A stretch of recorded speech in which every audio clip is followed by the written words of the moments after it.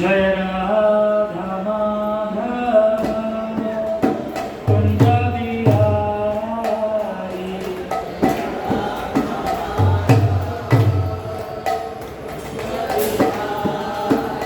जय राधा माधव कुंज बिहारी।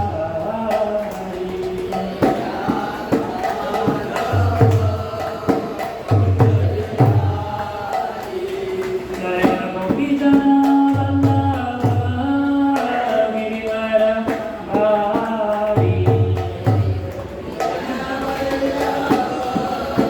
गिरिवर धारी। जय गोपी जन वल्लभ गिरिवर धारी।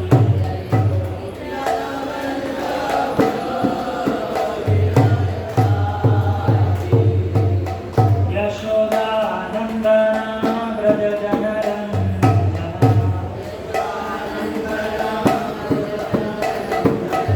Yashodanandan Vraj जनरञ्जन।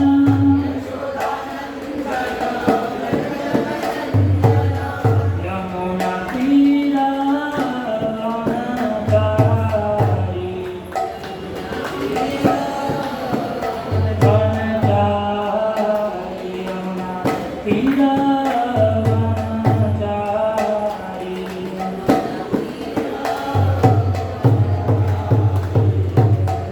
Radha Madhav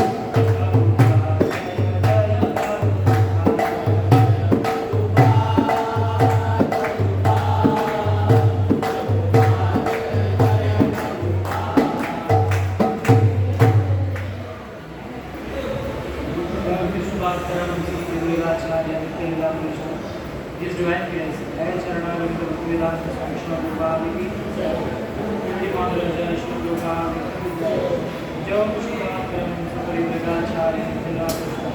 His divine grace, Bhakti Siddhanta Sri Bhaktivedanta Srila Prabhupada Namacharya Haridas Thakur Sachidananda Bhaktivinoda Thakur Sakshat Vairagyanandi Bhava Krishnadas Baba Vaishnava Sarvabhauma Jagannath Baba Maharaj Tulsi Devi भक्ति देवी की जोर से बोलिए जय गंगा मई यमुना मई की Srila Prabhupada transcendental group distribution program की शिला प्रभुपाद ट्रांसेंडेंटल वैष्णव वितरण प्रोग्राम प्रेम से कहो जय श्री कृष्ण चैतन्य देव श्री गुरुदेव शिवा समागम भक्त वृंद की श्री राधा कृष्ण गोप गोपीनाथ श्याम कुंज राधा कुंज गिरिराज गोवर्धन की और glory to the simple religious, Hare Krishna. All glory to the simple religious, Hare Krishna. All glory to the simple religious, Hare Krishna. All glory to Shri Guru and Radha, all to Shri Krishna.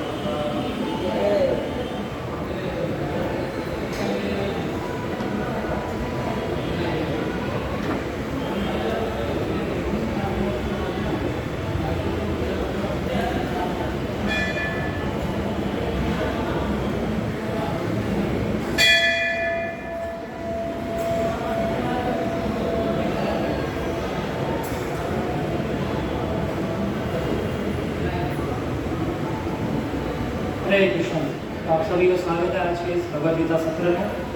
तो हमने जो last हमने श्लोक पे चर्चा की थी वो था 21 और 22वां श्लोक दो थे। उसके बाद तो बहुत लंबा गैप चला है, बहुत अंतराल के बाद हम लोग मिल रहे हैं। तो आज हम श्लोक डिस्कस करेंगे 23 नंबर। ठीक है, मेरे साथ बोलिए। युक्स्यमानम्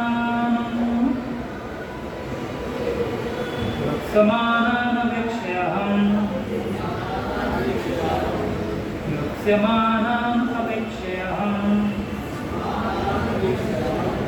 य एते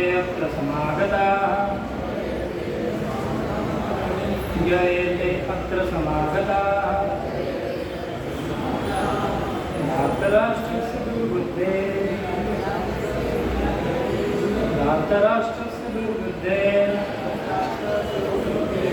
युद्धे प्रिया केशवः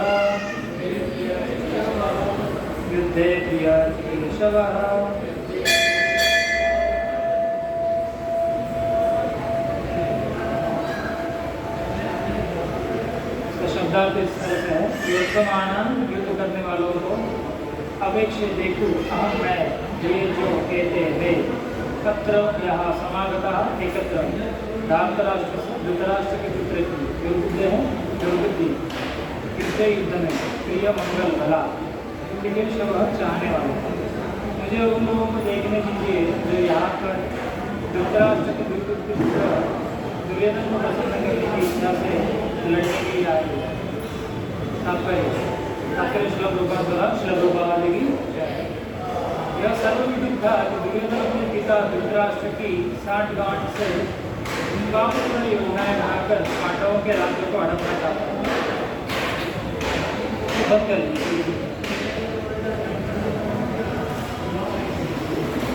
जिन समस्त लोगों ने दुर्योधन का पक्ष ग्रहण किया था वे उसी के समान बना रहे होंगे। अर्जुन युद्ध प्रारंभ होने के पूर्व यह तो जान ही लेना चाहता था कि कौन कौन से लोग आए हुए हैं, किंतु उनके समक्ष समझौता का प्रस्ताव रखने की उसकी कोई योजना नहीं थी। यह भी तथ्य था कि वह उनकी शक्ति का जिसका उसे सामना करना था अनुमान लगाने की दृष्टि से उन्हें देखना चाहा। यदि उसे अपनी विजय का विश्वास था क्योंकि कृष्ण उसकी बगल में विराजमान थे।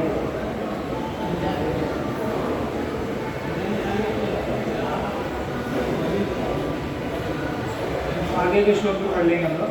संजय उवाच एवमुक्तो ऋषिकेशो गुडाकेशेन भारत सेनयोर्वयोर्मध्ये स्थापयित्वा उत्तमम्। संजय ने कहा, हे भरतवंशी, अर्जुन द्वारा इस प्रकार संबोधित किए जाने पर भगवान कृष्ण ने दोनों दलों के बीच में उस उत्तम रथ को लाकर खड़ा कर दिया। तब इस श्लोक में अर्जुन को गुड़ाकेश कहा गया है। गुड़ाका का अर्थ है नींद, और जो नींद को जीत लेता है वह गुड़ाकेश। नींद का अर्थ अज्ञान की है। अतः अर्जुन ने कृष्ण की मित्रता के कारण नींद तथा अज्ञान दोनों को विजय प्राप्त की थी। कृष्ण के भक्त के रूप में वह कृष्ण को क्षण भर भी नहीं भुला पाया, क्योंकि भक्त का स्वभाव ऐसा ही होता है। यहाँ तक कि चलते अथवा सोते हुए भी कृष्ण के नाम रूप गुणों तथा लीलाओं के चिंतन से भक्त कभी मुक्त नहीं रह सकता।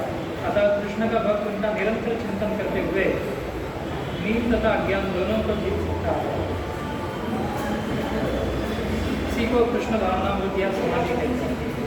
प्रत्येक जीव की इंद्रियों तथा मन के निर्देशक अर्थात ऋषिकेश के रूप में कृष्ण अर्जुन के मंतव्य को समझ गए कि वह क्यों सेनाओं के मध्य में खड़ा करना चाहता है। अतः उन्होंने वैसा ही किया और फिर वे इस प्रकार को भीष्मद्रोण ब्रह्मतः सर्वेषां समीक्षितान् उवाच पार्थः शैतान् समवेतान् निधि।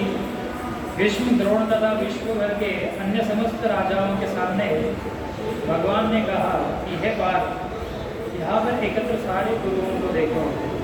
तात्पर्य, समस्त जीवों के परमात्मा स्वरूप भगवान कृष्ण यह जानते थे कि अर्जुन के मन में क्या बीत रहा है। इस प्रसंग में ऋषि के शब्द का प्रयोग सूचित करता है कि वे सब कुछ जानते थे। इसी प्रकार पार्थ शब्द अर्थात वृद्धा या कुंती पुत्र भी अर्जुन के लिए प्रयुक्त होने के कारण महत्वपूर्ण है। मित्र के रूप में वे अर्जुन को बता देना चाहते थे कि चूंकि अर्जुन उनके पिता वसुदेव की बहन वृद्धा का पुत्र था, इसलिए उन्होंने अर्जुन का सारथी बनना स्वीकार किया था। किंतु जब उन्होंने अर्जुन से गुरुओं को देखो कहा तो इससे उनका क्या अभिप्राय था? क्या अर्जुन वहीं पर रुककर युद्ध करना नहीं चाहता था? कृष्ण को अपनी बुआ वृद्धा के पुत्र से कभी भी ऐसी आशा नहीं थी। इस प्रकार से कृष्ण ने अपने मित्र की मनस्थिति की पूर्व सूचना परिहासवश दी है। श्लोक संख्या 26। तत्रापश्यत्पितां पार्थः पितॄन् पितामहः आचार्यान् मातुलां भ्रातॄन् पुत्रान् पौत्रान् सखीन् तथा श्वशुरान् सुहृदश्चैव सेनयोर्देवहति। अर्जुन ने वहाँ पर दोनों पक्षों की सेनाओं के मध्य में अपने चाचा, ताऊ, पितामह, गुरु, मामाओं, भाइयों, पुत्रों, पौत्रों, मित्रों, ससुर और शुभचिंतकों को भी देखा। तात्पर्य, अर्जुन युद्धभूमि में अपनी सभी संबंधियों को देख सका। वो अपने पिता के समकालीन भूरिश्रवा जैसे व्यक्तियों, भीष्म तथा सोमदत्त जैसे पितामह, द्रोणाचार्य तथा कृपाचार्य जैसे गुरु, शल्य तथा शकुनी जैसे मामाओं, दुर्योधन जैसे भाइयों, लक्ष्मण जैसे पुत्रों, अश्वत्थामा जैसे मित्रों एवं कृतवर्मा जैसे शुभचिंतकों को देख सका। वह उन सेनाओं को भी देख सका जिनमें उसके अनेक मित्र थे। तान् समीक्ष्य स कौन्तेय सर्वान् अवस्थितान् कृपया परया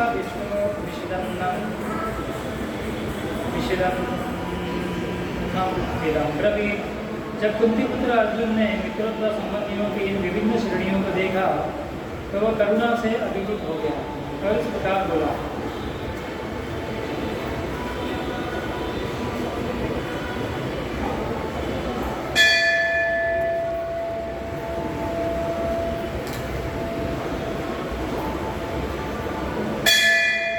हरे कृष्ण। आज जो हम लोग कुछ लोग जो है वो साथ में लेंगे, ठीक है। तो अभी तक हमने चर्चा की कि कैसे ये जो युद्ध भूमि में पांडव और कौरव आमने सामने आ गए है ना। पांडवों की सेना कितनी थी, कितना अक्षणी थी, बुक्स नहीं पढ़ रहे ना सुन रहे ठीक से, ये परिणाम है उसका। अरे आपको बहुत सिंपल क्वेश्चन पूछा है, पांडवों की सेना कितनी थी? 7। और कौरवों की 11। तो जब दुर्योधन जब युद्ध भूमि में आया तो इसको अचंबा हो गया है वो हैरान हो गया कि पांडव तो अभी तक जंगल में थे, है ना, और जैसे ही वो पूरा अपना वनवास पूरा करके अभी युद्ध के लिए आ गए, उन्होंने इतने कम समय में इतनी सारी सेना कैसे इकट्ठा कर ली। बहुत आश्चर्य हुआ दुर्योधन को, है ना। उसे लगा था कुछ 3-4 औक्षणीय सेना आ जाएगी इसमें, है ना, इनको आसानी से हरा देंगे। उन्होंने देखा 7 औक्षणी, इतने सारे लोग इन्होंने कैसे इकट्ठा कर लिया। बहुत उनको आश्चर्य हुआ इस बात का, है ना। उसके बाद हम देखते हैं कि एक रिकैप देते हैं कि कैसे फिर जब दुर्योधन ने देखा कि इतनी सारी जो सेना है इकट्ठा हुई है, तो अपने गुरु द्रोणाचार्य के पास गया हो, है ना। तो अभी दुर्योधन था अंदर से हिल गया था पूरा, है ना, डर था उसको, जब इतनी सेना देखी तो डर गया था।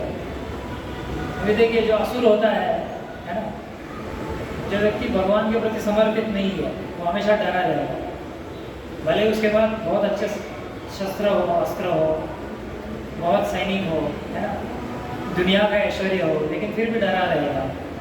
अब देखेंगे प्रहलाद महाराज के पिता हिरण्यकशिपु पूरे देवताओं को वश में कर लिया था, है ना, पूरे ब्रह्मांड का स्वामी बन गया था, लेकिन फिर भी डर रहा है। किससे डर रहा है? अपने ही बच्चे से, 5 साल के, है ना, बालक से, क्योंकि भक्त था ना, भगवान का भक्त था, तो इतना बड़ा हो के भी एक बच्चे को नहीं हरा पाया, उससे डर रहा है। फिर यहाँ पे हम देखते हैं अभी दुर्योधन के पास क्या है, नारायणी सेना है। भगवान बोले थे ना, चुनो आप, अर्जुन और दुर्योधन को बोले थे, आप या तो मुझे चुन सकते हैं या मेरी सेना को चुन सकते हैं, नारायणी सेना को। तो अर्जुन ने क्या चुना? भगवान को चुना। दुर्योधन ने क्या चुना? नारायणी सेना। तो एक्चुअली दुर्योधन अंदर से बहुत खुश था, है ना, कि मुझे नारायणी सेना मिली। पहले एक्चुअली उसने हाथ खड़ा कर दिया कि कृष्ण मैं पहले आपसे मानना चाहता हूँ। तो भगवान बोले, भगवान आराम कर रहे थे, भगवान ने आंखें खोली तो पहले अर्जुन को देखा, अर्जुन उनके चरणों पे था। तो अर्जुन को बोले आपको क्या चाहिए? दुर्योधन बोलता नहीं, मुझे आप पहले पूछिए। भगवान बोले मैंने अर्जुन को पहले देखा, इसलिए मैं उनको बोलूँगा पहले आप पूछिए।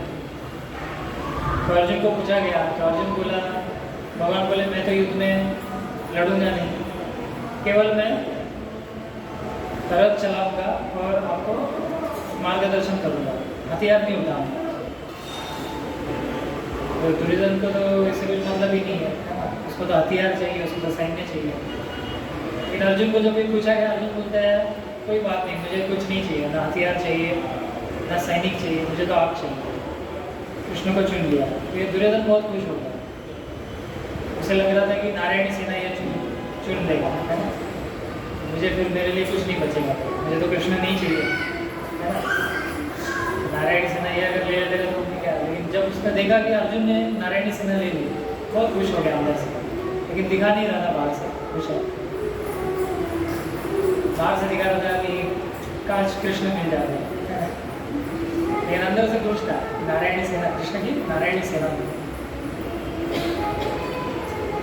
भौतिकतावादी व्यक्तियों का यही लक्षण है कि भगवान की संपत्ति चाहते हैं, भगवान नहीं चाहिए, है ना। क्योंकि मंदिर में आते हैं गणपति जी पूरा लिस्ट लेके आते हैं, ये कर दो, ये कर दो, जॉब दिला दीजिए, एग्जाम में पास करा दीजिए, लिस्ट लेके आएंगे, है ना। उनको गणपति नहीं चाहिए, उनको क्या चाहिए? अपनी इच्छाओं की पूर्ति चाहिए, इसके लिए आते हैं। लेकिन भक्त का ये लक्षण नहीं है, भक्त को भगवान चाहिए, है ना? तो अर्जुन ने भगवान को चुना। दुर्योधन सोच रहा था मन ही मन, अर्जुन कितना बेवकूफ़ है ना, कृष्ण को चुन लिया। इतनी नारायणी सेना लेनी चाहिए थी, है ना। पहले 7 अक्षुणी सेना है केवल, नारायणी सेना लेते तो जीतने के जो आसार है, तो क्या बोलेंगे, जीतने की जो संभावना है जीतने की, वो बढ़ जाती थी ना। लेकिन इसने क्या किया? कृष्ण को चुना, जो लड़ने वाले भी नहीं है। अगर लड़ते तो फिर भी ठीक था, है ना, लड़ते फिर भी तो फिर भी ठीक था उनको चुनना, लेकिन ये तो शस्त्र नहीं उठाएंगे, तो ना तो नारायणी सेना हाथ लगी इसके, ना तो कृष्ण लड़ने वाले हैं। तो वो सोच रहा था ये बोल क्या है अर्जुन, है ना। तो भौतिकतावादी व्यक्ति जो है, असुर लोग है, वो यही सोचते हैं। कोई अगर कृष्ण को चुनता है, भगवान को चुनता है अपने जीवन में, उनकी भक्ति करता है, वो सोचते हैं कितना मूर्ख व्यक्ति है ना। ये अपना समय जो है पैसा कमाने में लगा सकता था, है ना। अपनी जो भी भौतिक अलग अलग कर्तव्य हैं उनको पूरा करने में लगा सकता था। लेकिन ये क्या कर रहा है, अभी सत्संग में बैठा है, 1.5-2 घंटा ही बैठेगा, भजन करेगा, है ना, एक जगह बैठ के सुनेगा। तो ये भौतिकतावादी लोगों का ये कैलकुलेशन है ना, उनका ये गणित है। लेकिन अध्यात्मवादी या भक्तों का क्या गणित होता है कि कृष्ण को प्रधानता देनी है ना, कि मैं कैसे कृष्ण के बारे में सुनूं, उनका नाम, उनका भजन करूं, है ना, सत्संग कैसे मैं अटेंड करूं। तो भक्त की ये प्रधानता है। तो फिर ये दुर्योधन डरा हुआ था, है ना, अभी नारायणी सेना फिर भी डर रहे हैं, है ना। अभी उसको पता है, कृष्ण स्वयं बोले कि ये नारायणी सेना कभी हारती नहीं है, नारायण में तो भगवान की है, नारायण की सेना है, तो कैसे आ रही है। लेकिन फिर भी डर है उसको, फिर भी हो सकता है कि मैं हार जाऊँ, इतना होते हुए। तो उसके बाद हमने देखा ये पूरा सैन्य निरीक्षण हुआ, है ना। अपने गुरु द्रोणाचार्य को दुर्योधन बता रहे हैं, देखिए आपने जिनको सिखाया वही आपके खिलाफ खड़े हो गए, है ना। अभी अर्जुन को तो द्रोणाचार्य ने सिखाया ना, युद्ध की कला किसने सिखाई अर्जुन को? द्रोणाचार्य ने, है ना। द्रोणाचार्य के बहुत पसंदीदा शिष्य थे कौन? अर्जुन, है ना। अपना बेटा जो था उनका अश्वत्थामा, उससे भी ज़्यादा प्रेम करते थे, है ना, उससे भी ज़्यादा प्रेम करते थे। और अर्जुन का भी विशेष स्नेह था गुरु जी के प्रति।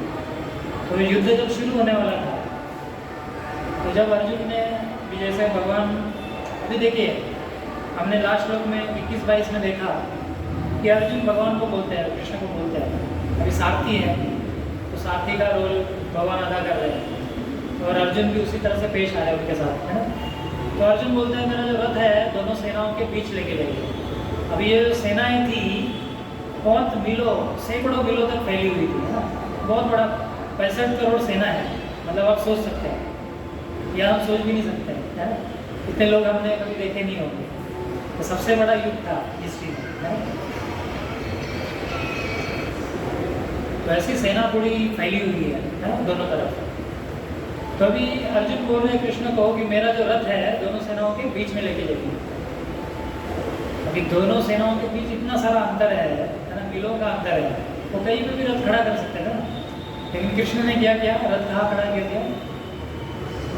उनके गुरु जी द्रोणाचार्य और उनके पितामह कौन? भीष्म, इनके सामने खड़ा कर दिया। तो अभी यहाँ पे अर्जुन के लिए एक शब्द प्रयुक्त हुआ है,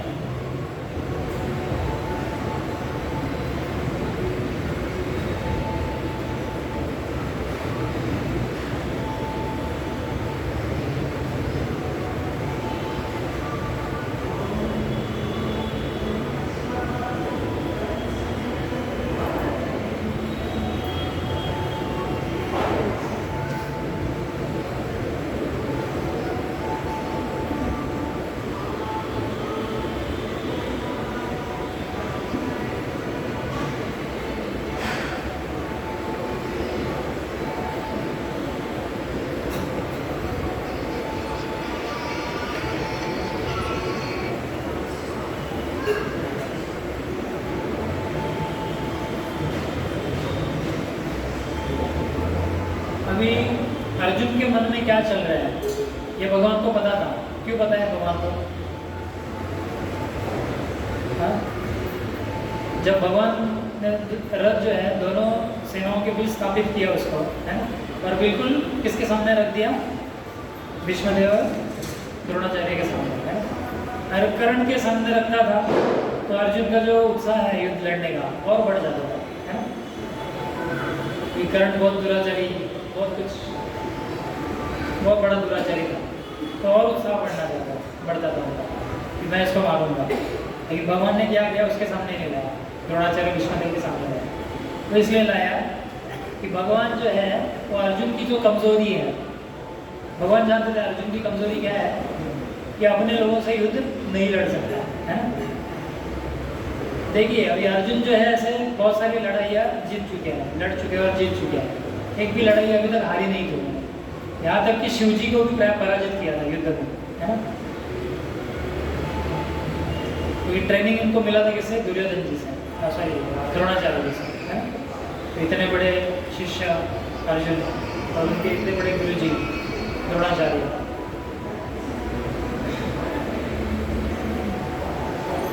तो अर्जुन कोई भी लड़ाई नहीं आ रहे थे, है ना। शिव जी को भी हरा दिया था, मतलब सोचिए, तब शिव जी ने उनको पशुपात अस्त्र दिया था। लेकिन फिर भगवान कृष्ण को पता था अगर मैं इनको, इनकी कमजोरी क्या है, भले ही कितने बड़े युद्ध लड़े, लेकिन कोई व्यक्ति अपने स्वजन जो है, परिजनों को नहीं मार सकता ना। आपको अगर कहा जाए अपने फैमिली में किसी व्यक्ति को मार दीजिए जान से, भले ही आप कितने बड़े सोल्जर हो गए ना, बॉर्डर पे आप जो क्या बोलेंगे, जो सैनिक है ना, दुश्मनों को, हज़ार दुश्मनों को आप मार सकते हैं। लेकिन अगर आपको बताया जाएगा कि आपके फैमिली मेम्बर को मारो, तो क्या आप उतना साहस जुटा पाओगे? नहीं ना। जैसे सर्जन होते हैं ना, सर्जन रोज सर्जरी करते हैं, दिन में 1 2 3 सर्जरी भी करते हैं, है ना। अभी इतना सर्जरी करता है तो सर्जन, लेकिन अगर वही उसके घर का कोई व्यक्ति है, बीमार है ना, उसका ऑपरेशन करना है उसको, तो फिर उसका हाथ तो कांपेगा ना। अपना सगा व्यक्ति है ना, बाहर के लोग या कितनी भी सर्जरियाँ करो, है ना, ऑपरेशन करो, लेकिन खुद का व्यक्ति है तो, हालांकि बड़ा सर्जन है, 25-30 साल का एक्सपीरियंस है ऑपरेशन करने का, लेकिन फिर भी उसके हाथ कांपेंगे, है ना, डर लगेगा अंदर से। वैसे ही अर्जुन बहुत सारी लड़ाइयाँ लड़ चुके थे, लेकिन अपने लोगों के साथ लड़ना और उनको मारना, ये उनके लिए बड़ी समस्या है, इसलिए संभ्रमित हो गए। और कृष्ण जानते थे ये चीज़, इसीलिए कृष्ण ने क्या किया, क्योंकि कृष्ण क्या है, सबके हृदय में परमात्मा है, परमात्मा स्वरूप है, तो जानते हैं अर्जुन की क्या कमजोरी है। और अर्जुन की कमजोरी द्वारा हमें भगवान सिखा रहे हैं कि हमारी बहुत सारी कमजोरियाँ या आसक्तियाँ रहती है जीवन में, अपनों के प्रति। पहले तो हमारी आसक्ति होती है खुद के शरीर के प्रति, है ना, शरीर को हम हमेशा बचाए रखना चाहते हैं, है ना। फिर दूसरों के शरीर के प्रति, है ना, हमारे परिवारजन, मित्र, फिर जो समाज में लोग हैं उनके प्रति हमने जो संबंध बना लिया होता है, उनके साथ आसक्तियाँ है। तो ये दूसरा अध्याय, ये जो अभी जो प्रसंग चल रहा है, तो गीता ये जो है, ये सिर्फ स्टोरी नहीं है, इसके अंदर बहुत सारी शिक्षाएं है ना, हमारे जीवन के लिए शिक्षा है, इससे बहुत कुछ सीख सकते हैं। तो कृष्ण क्या करना चाहते हैं, हमारी आसक्तियों को तोड़ना चाहते हैं। जब तक हमारी आसक्तियाँ यहाँ के लोगों से, भौतिक संसार के जो लोग हैं उनसे, या भौतिक वस्तु है उनसे लगी रहेंगी, तब तक कृष्ण के प्रति आसक्ति नहीं होगी, है ना। आसक्ति एक ही जगह रह सकती है, या तो कृष्ण की तरफ, या तो संसार के लोगों की या वस्तुओं की तरफ, है ना। अभी हमने देखा कि पहले श्लोक में हमने देखा कि धृतराष्ट्र जो थे तो क्या बोले, मामका पांडवा, मतलब मेरे पुत्र और पांडु के पुत्र ने युद्धभूमि में आकर क्या किया, भेद किया ना उन्होंने। मेरे पुत्र और पांडु के पुत्र अलग अलग है, मतलब पांडु के पुत्र मेरे पुत्र नहीं है, क्योंकि मेरे शरीर से जन्म नहीं लिया, है ना। मेरे क्या है, भतीजे बोलेंगे, चाचा और भतीजा, तो मेरे पुत्र नहीं है, ये भेद किया उन्होंने, है ना। वैसे ही हम भी बोलते हैं कि मेरा घर तुम्हारा घर, है ना, या एक ही घर में ये तुम्हारा रूप, ये मेरा रूप, है ना। या ज़मीन होती है, ये आपका हिस्सा, ये मेरा हिस्सा, है ना। तो ये मानसिकता होती है, इसको बोलते हैं, ये कैसी मानसिकता है, ऐसे व्यक्ति की मानसिकता जो आध्यात्मिक दृष्टि से क्या है, अंधा हो चुका है। तो अभी दुर्योधन आध्यात्मिक तौर से अंधे थे। आध्यात्मिक तौर से अंधे होना मतलब क्या है, कि किसी चीज़ को अपना मान लेना, है ना। जिस घर में रह रहे हैं हम लोग, उसको क्या बोलना, अपना। अभी देखिए आपने समझो 25 साल पहले घर खरीद लिया, है ना। 25 साल पहले तो घर वहीं पे था, या वो ज़मीन वहीं पे थी, है ना। आपने सब कुछ मिट्टी, बीट, ये सब जुटा के वो घर को खड़ा कर दिया आपने। अभी क्या बोल रहे हो, आप अपना बोल रहे हो। कुछ सालों बाद वो टूट जाएगा, है, वहाँ पर बिल्डिंग खड़ी हो जाएगी, या नया घर बनेगा, है। तो क्या था, वो तो आसक्ति, हमारी आसक्ति क्या था, एक मोह था, है। हम समझ रहे थे मेरा है।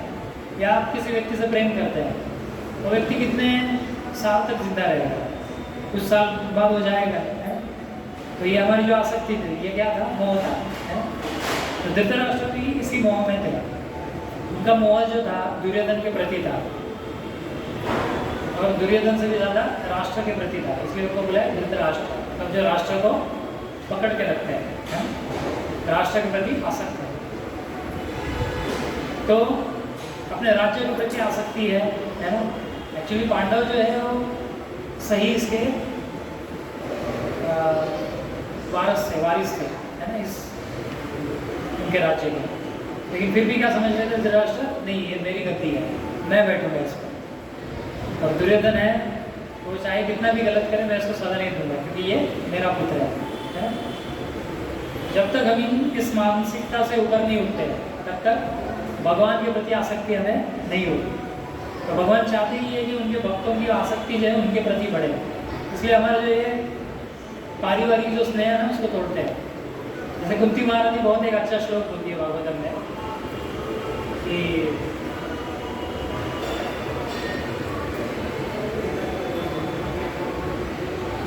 हरे कृष्णा कृष्णा कृष्णा हरे हरे, हरे राम राम राम हरे हरे, हरे कृष्णा कृष्णा कृष्णा हरे हरे, हरे राम राम राम हरे हरे, हरे कृष्णा कृष्णा कृष्णा हरे हरे, हरे राम राम राम हरे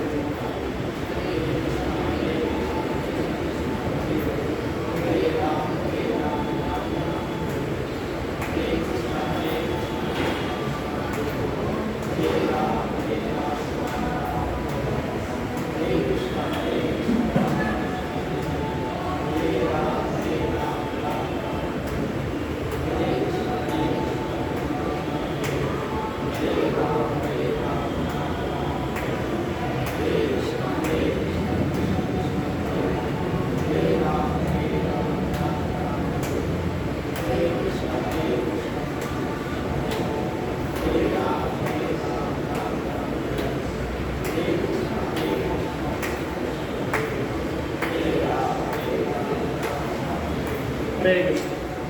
तो कुंती महारानी की प्रार्थना ये आती है भागवत के पहले स्कंद में, उसमें वो कहती है अथ विश्वेश विश्वात्मन विश्वमूर्ते स्वपेशिने स्नेहपाशम इमं चिन्ति दृढ़ं पाण्डुषु वृष्णिषु।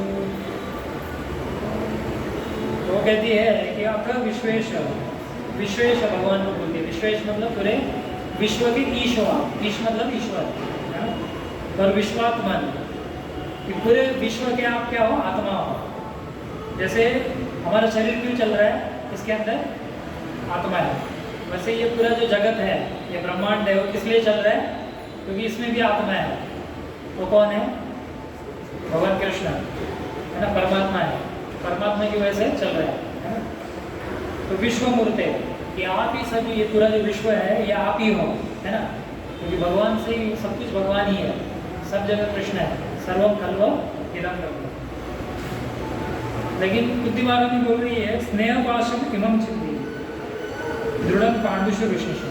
तो कुंती महारानी बोल रही है मेरा अपने जो पुत्र है पांडु है, सॉरी जो पांडव है, उनके प्रति मेरा जो स्नेह है और वृष्णियों के प्रति जो स्नेह है उसको क्या करिए, काट दीजिए है ना।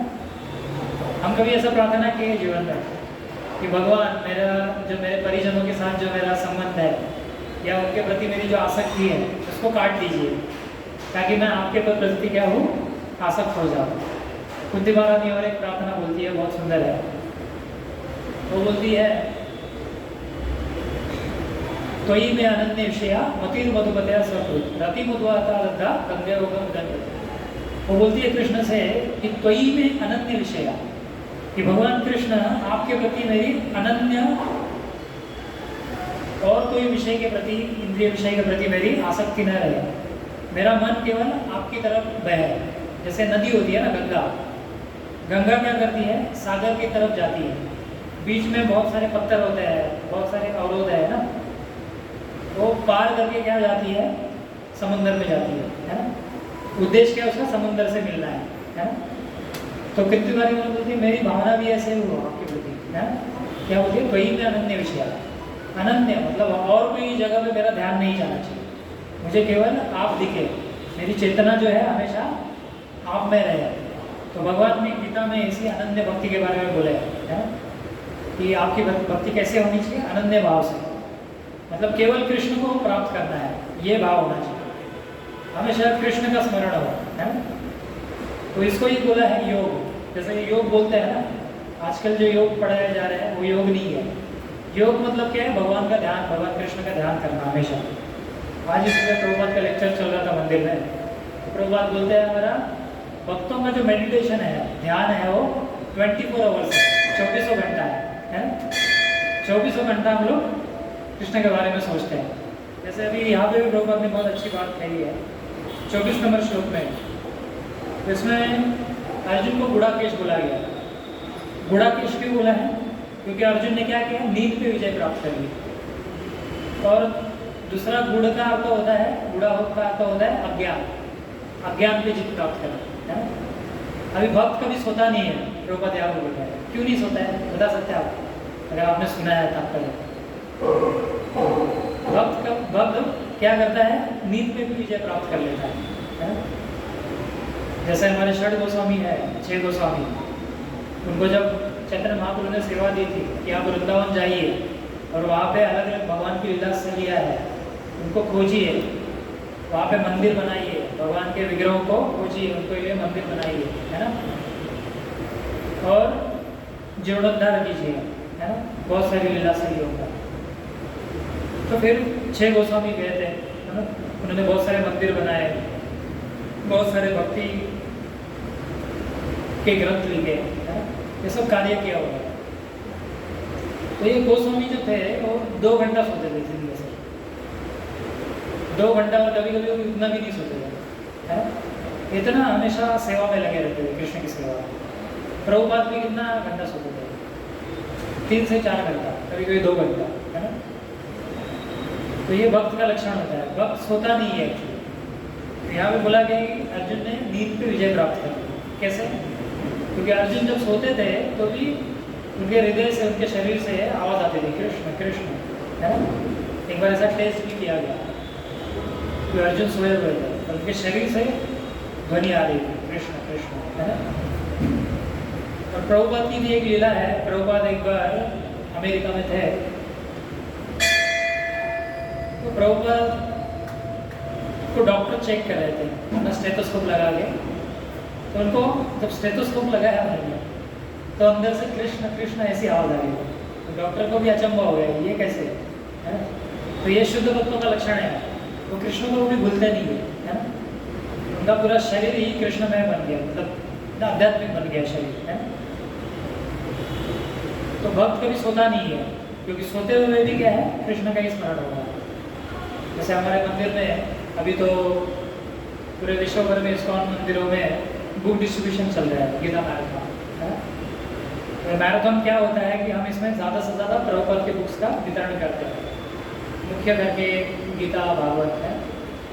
तो कुछ भक्त उस सेवा में इतने लीन रहते हैं कि रात को सोते हुए भी गीता लो गीता लो गीता लो ऐसा बोलते हैं, नींद में बड़बड़ाते हैं, क्योंकि वो समाधि में है। तो सोते हुए भी भगवान का स्मरण है, इसलिए भक्त क्या करता है? नींद पे विजय प्राप्त कर लेता है, क्योंकि नींद में भी भगवान का स्मरण है, जागते हुए भी भगवान का स्मरण है, सपने में भी भगवान ही है, सब जगह कृष्ण है। तो इस तरह से भगवान जो भक्त है क्या कर लेता है? नींद पे विजय प्राप्त कर लेता है। अच्छा, इस पॉइंट पे कैसे आए थे हम लोग?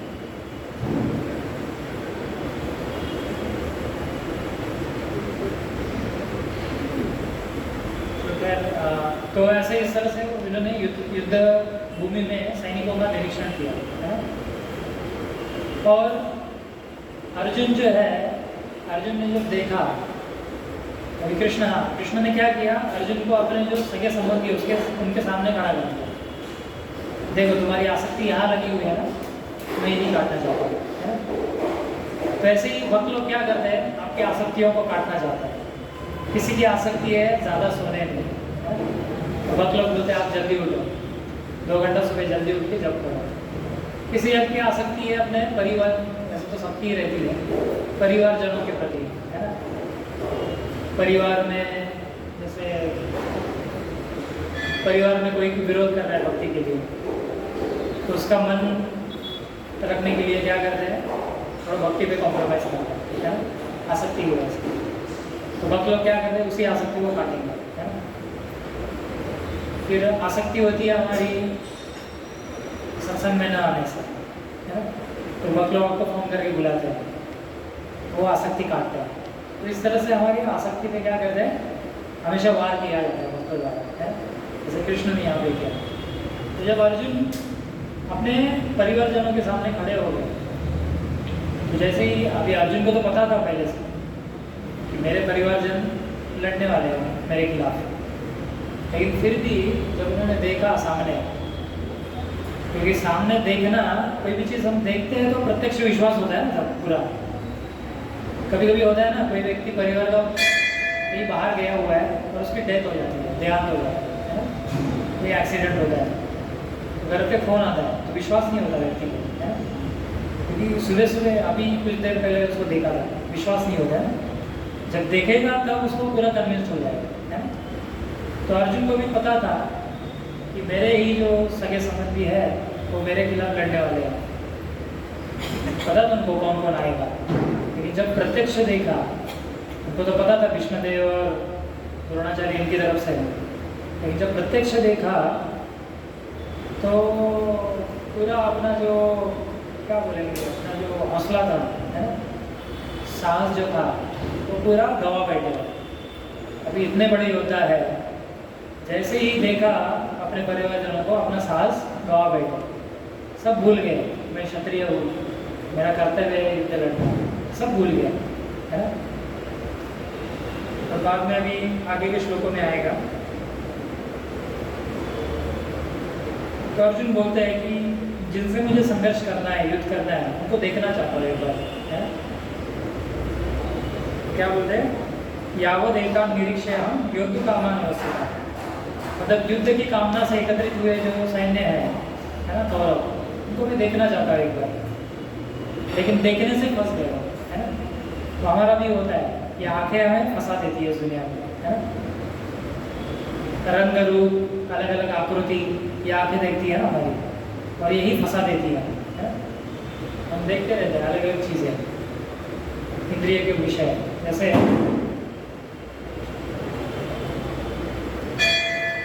हमारी जो 5 इंद्रियां है ना, वो 5 तरीके से हमें फंसाती है।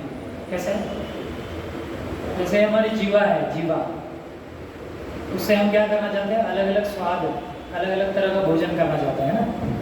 इसीलिए हम लोग जाते हैं ना अलग अलग रेस्टोरेंट में, अलग अलग ढाबे में, है ना, पूछते हैं यहाँ पे क्या स्पेशलिटी है ना। देखो आप समाज में ज़्यादातर डिस्कशन यही होता है, माता जी का तो यही डिस्कशन होता है, मैंने ये रेसिपी ट्राई किया है ना, फिर माता जी मुझे कैसे है वो मुझे भी बताओ। ये सब खाने पीने के विषय में ज़्यादा लगे रहते हैं। कितना ब्रेक होता है हमारा, 2 खाने के बीच हमारा कितना ब्रेक होता है, बीच में भी कुछ ना कुछ डालते हैं। तो ये जीवा हमें फंसाती है। तो इसके लिए शास्त्र में उदाहरण दिया है, जैसे मछली है ना, मछली पानी में रहती है ना। तो मछली को पकड़ने के लिए क्या किया जाता है, तो हुक होता है ना, तो हुक में क्या किया है, कीड़े को लगा देता है, कोई भी कीड़ा, या कभी कोई आटा लगा देते हैं उसमें, है ना, और वो डाला जाता है पानी में। जैसे मछली वो देखेगा आटा या कीड़ा देखेगा, तुरंत जाएगी वो देखेगी नहीं कि हुक है और इस पर एक डोरी लगी हुई है, मैं फंस जाऊंगी, ये कुछ सोचती नहीं है, बस उसको मुझे तृप्त करना है जीवा को, तो तुरंत जाएगी मछली, उसको पकड़ लेगी। जैसे ही खाने जाएगी वो, हुक जो होता है नोकीला, उसमें उसका ये अटक जाता है, अंदर घुस जाता है। और जैसे ही फिर वो बाहर जो मछली पकड़ रहे उसको पता चलता है मछली फंस गई है, तो तुरंत ऊपर लेके उसको निकाल के घर में जाके उसको खाएगा, है। तो मछली कैसे फंसी, इससे फंसी। फिर हमारे कान भी हमें फंसाते हैं इस दुनिया में, कैसे? तो इसके लिए शास्त्र में एक उदाहरण आता है, जैसे हिरण होता है ना, हिरण पता है सबको, तो हिरण को कैसे पकड़ा जाता है पता आपको? जो शिकारी होता है वो एक वाद्य बजाता है, बांसुरी या कोई भी मधुर वाद्य बजाता है। तो हिरण की जो कमजोरी है वो क्या है, हिरण की कमजोरी उसके कानों में है। हिरण बहुत अच्छे से दौड़ सकता है, बहुत तेज दौड़ता है ना, मतलब खुद की रक्षा कर सकता है अच्छे से। कोई अगर हिंसक प्राणी आता है, शेर वगैरह, काफ़ी मतलब तेज़ी गति से दौड़ सकता है, लेकिन उसकी कमज़ोरी है उसके कानों में। तो ये जब म्यूज़िक सुनता है, बांसुरी की मधुर ध्वनि सुनता है, तो हिरण क्या करता है, उस दिशा में चला जाता है, शिकारी की दिशा में, कि कहाँ से आ रही है वो। तो जैसे ही मंत्रमुग्ध हो जाता है उस ध्वनि में, तो शिकारी क्या करता है, इस उसके स्थिति का फ़ायदा उठा के बाण मार देता है और वो मर गया, है ना। मतलब उसके कानों ने उसको मरवा दिया, फंसा दिया, है। एक जीवा से फंस गया, एक कान से फंस गया। फिर हमारी आंखें हमें फंसाती है।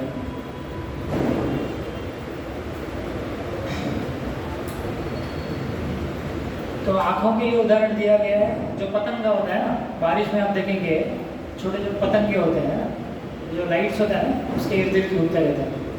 तो ये पतंगा क्या करता है, जब अग्नि को देखता है, अग्नि, दहकती अग्नि, तो अग्नि उसको बहुत पसंद आती है।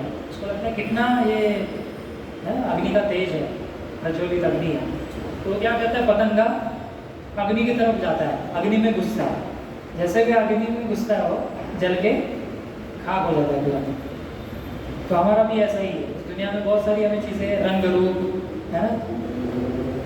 और एक डायलॉग है ना फिल्म में, रंग रूप की दुनिया चाहत में क्या है, सब लोग कुछ है ऐसा डायलॉग, कि हम लोग रंग रूप ये सब देख के फंस जाते हैं इस दुनिया में, है ना। सभी का यही हाल है, अलग अलग तरह के आकार, अलग अलग तरह के रंग, है ना, अलग अलग तरह के रूप, ये देख के हम फंस जाते हैं।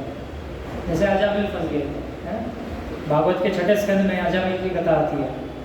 भाई वेश्या को उन्होंने देखा, बहुत सुंदर वेश्या थी, तो देखने से आसक्ति निर्माण हुई हृदय में।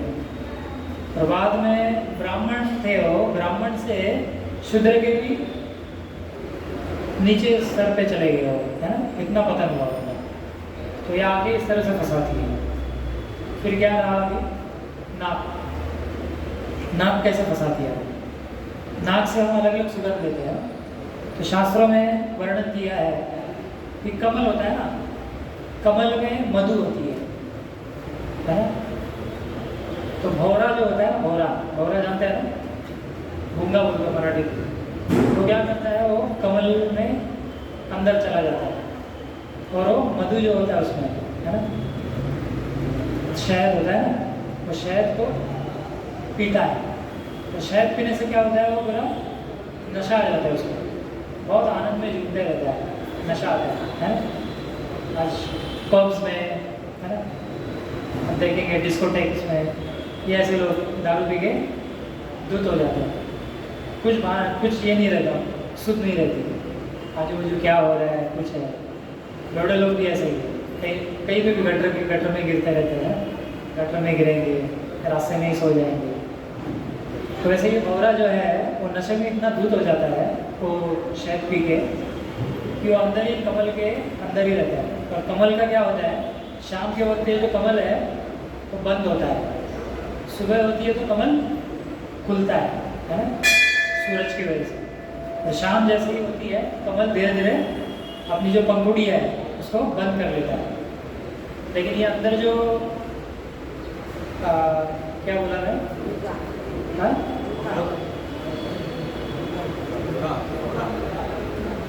हिंदी में क्या बोलते हैं उसको, भौरा।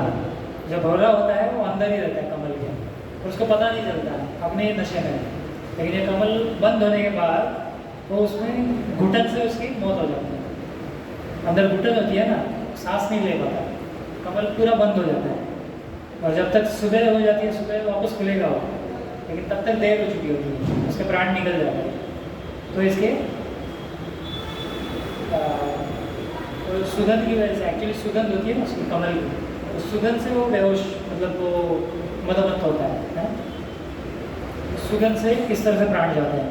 फिर और क्या रह गया, ये हो गया, ये हो गया, ये हो गया, आंखें हो गई, और त्वचा। त्वचा, हमें भी अच्छी चीज़ों को स्पर्श करना अच्छा लगता है ना। आज की जो दुनिया है पूरे स्पर्श पे चलती है, क्योंकि सब लोग जो है शरीर के स्तर में है, देहात्म बुद्धि में, आत्मा का ज्ञान ही नहीं है। तो व्यक्ति शरीर से कितना सुंदर है ना, सुंदर व्यक्ति को कैसे मैं स्पर्श करूँ, यही इच्छा होती है। या सुंदर चीज़ों को कैसे स्पर्श करूँ। जैसे हम तकिया लेते हैं ना सोते वक्त, तकिया क्यों लेते हैं? क्योंकि अच्छा लगता है। वही अगर सर ऐसी थोड़ी कठिन सरफेस पे है तो अच्छा नहीं लगता है ना, कंफर्टेबल नहीं लगता। तकिया हो तो अच्छा लगता है। तो ये भी क्या है, मतलब हमें स्पर्श अच्छा लगता है ना। तो हाथी जो होता है, हाथी की जो कमजोरी है उसके स्पर्श में है। हाथी को कैसे पकड़ा जाता है? अभी हाथी तो बहुत बलशाली प्राणी है ना, उसको पकड़ना बहुत मुश्किल है, लेकिन बहुत एक सुंदर, एक बहुत ही आसान तरीके से उसको पकड़ा जाता है। क्या करते हैं ये लोग? हाथीनी जो है, हाथीनी है ना, हाथीनी को आगे आगे दौड़ाया जाता है और पीछे हाथी को छोड़ा जाता है। तो ये हाथी जो होता है हाथीनी के प्रति आसक्त होता है, उसको लगता है मैं हाथीनी को स्पर्श करूँ, है ना। तो हाथी जब पीछे पीछे जाते रहता है, उसको एक रास्ते से ऐसे चलाया जाता है और बीच में बड़ा गड्ढा होता है ना। तो हाथी जाता है उसकी हाथीनी के पीछे उसको स्पर्श करने के लिए, और जैसे जैसे उसको दिखता नहीं है गड्ढा, उसमें सब घास वगैरह डाला रहता है, जैसे ही हाथी वो गड्ढे के पास जाता है गिर जाता है उसमें, और उसके बाद में उसको पकड़ लेता है ना। तो इस तरह से हाथी को पकड़ा जाता है ना। तो ये हमारी इंद्रिया जो है पांच तरह की ज्ञानेंद्रिया इस तरह से हमें क्या करती है, फंसाती है इस दुनिया में, है ना। तो इसलिए बहुत सावधान होना चाहिए। तो कृष्ण जो है अभी वो जानते थे कि अर्जुन जो अपने देखेंगे परिवारजनों को, आंखों से देखेंगे ना, तो पूरा अपना क्या है, सांस खो बैठेंगे, युद्ध नहीं लड़ सकते, है ना। तो इस तरह से फिर जब अर्जुन ने देखा तो पूरा अलग अलग श्लोकों में वो बोल रहे हैं।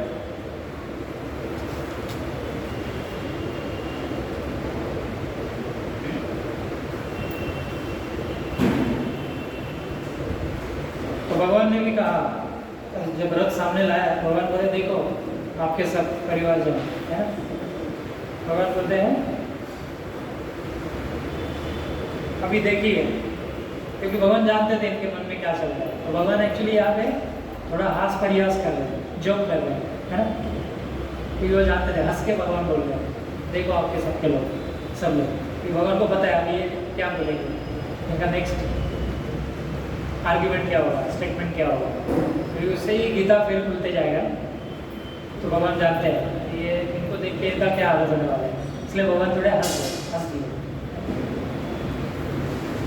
फिर अर्जुन ने वहाँ पे देखा, किनको देखा कि अर्जुन के जो पिता थे कौन थे? हाँ, महाराज पांडु, है। तो उनके समकालीन राजा जैसे गुरुश्रवा, और पितामह थे भीष्म पितामह, सोमदत्त, और गुरु थे द्रोणाचार्य, कृपाचार्य, और मामा थे उनके कौन कौन थे? शकुनी, शल्य, और भाई थे, है ना, चचेरे भाई कौन है? दुर्योधन और बाकी के 99 बाकी कौरव। कौरव कितने थे युद्ध में? कितने भाई थे? 100 थे ना। पांडव 5 भाई, तो उनके पुत्र भी थे लक्ष्मण, और उनका मित्र था अश्वत्थामा, द्रोणाचार्य के पुत्र, और कृतवर्मा थे जो शुभचिंतक थे उनको। तो इन सबों को अर्जुन ने क्या किया, देख लिया। तो जब उनको देखा तो अर्जुन पूरा अपना जो धाड़स था, है ना, जो साहस था, उसको खो बैठा, और करुणा, हृदय में करुणा आ गई। करुणा मतलब दया आ गई। अभी अपने लोगों को देख रहे, इनको मुझे मारना पड़ेगा अभी, है ना, करुणा तो आनी है। और अभी हम यही तक कवर करेंगे, बाकी नेक्स्ट लेक्चर्स में हम लोग बाकी आगे जाएंगे, क्योंकि वो थोड़ा बड़ा सेक्शन है। तो यहाँ पे अर्जुन के हृदय में करुणा आ गई। तब ये इस करुणा का क्या करें, यह करुणा सही थी या गलत थी, है ना। इस करुणा से अगर ये गलत है तो इस करुणा से कृष्ण ने उसको कैसे बाहर निकाला, है ना। सही तो नहीं थी, तो आगे क्लियर होगा। ये गलत थी, वो कैसे गलत थी, और भगवान कृष्ण ने उनको कैसे उस गलत जो करुणा थी उससे बाहर निकाला, ये हम आगे के श्लोकों में देखेंगे। ठीक है, तो हम यहीं पे आज समाप्त करते हैं। तो याद रखिए हमने श्लोक संख्या 27 तक हमने आज चर्चा की है ना। आगे के लेक्चर में 28 से शुरू करेंगे, बड़ा सेक्शन है। तो धन्यवाद आप सभी का। आपका कुछ प्रश्न है, कुछ संशय, कुछ जिज्ञासा?